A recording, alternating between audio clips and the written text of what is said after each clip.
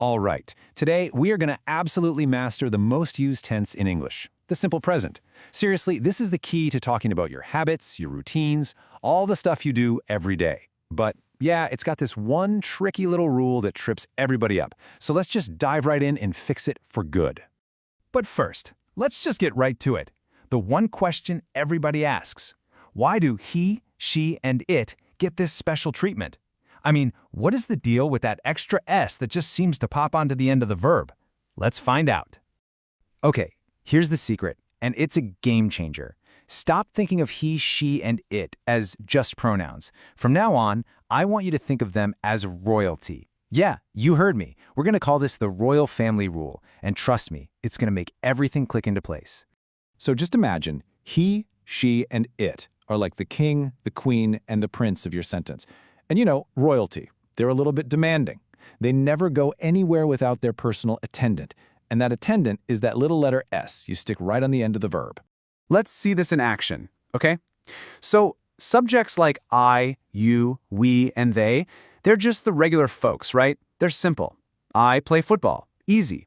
But then the royal he arrives, and he needs his attendant. So it becomes he plays football. See that little S reporting for duty? That's the whole rule. And this works with any verb. It's not just for play. For example, I love English. Super simple. But when Queen She shows up, her attendant, the S, has to be there. She loves English. I'm telling you, once you start thinking of it this way, you'll never, ever forget it again. All right, so we've got our royal family all sorted out. But what happens when the king or queen wants to say no? Well, that brings us right to rule number 2, the big secret of negative sentences. Now listen up, because this is super important.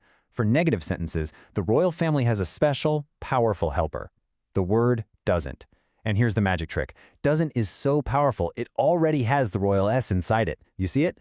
Doesn't. So it looks at the verb's little attendant and says, hey, I've got this, you can go home. And this right here, this is the single biggest mistake people make all the time.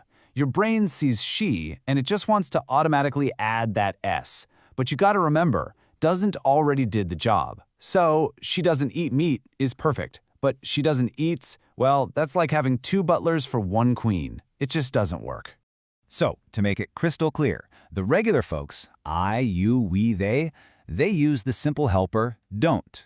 But the royal family, he, she, it, they get the special helper doesn't. So what you get is they don't like versus he doesn't like. And that's pretty much the whole difference.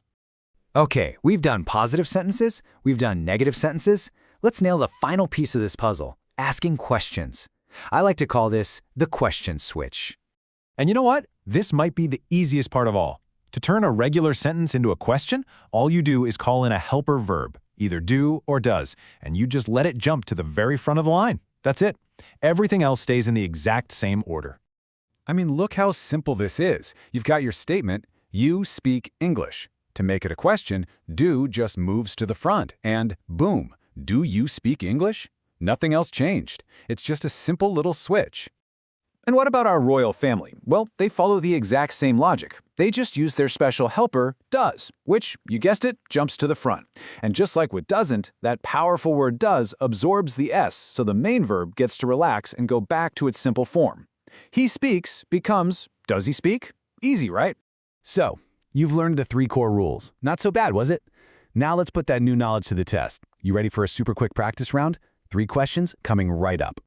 All right, first one. Complete this sentence. She, work, here. Just think about the subject. Is she royalty? That's it. It's works. She is part of the royal family, so of course she needs her S attendant. She works here. Perfect. Okay, next up, let's try a negative one. He doesn't eat fish. Now remember that big rule about what happens when doesn't shows up. Exactly. The answer is just eat. Because doesn't already took care of that royal S, the verb just stays in its simple, basic form. He doesn't eat fish. You guys are getting this. Nicely done. And for the final question, a classic. Do you like coffee? Which helper verb do we need to pop in at the front there? You got it. It's do. The subject you is one of the regular folks, so it uses the simple helper do. Do you like coffee? Fantastic work. And just like that, you're done! The royal family rule, the secret of doesn't, and the question switch. You've basically just mastered the core of the simple present tense. So, what's next on our little grammar adventure? So you now know how to talk about all the things you do in general. But what about what you are doing at this very moment? If you're ready to jump into the world of those ing verbs, we're going to be tackling the present continuous tense in our very next explainer. I'll see you then.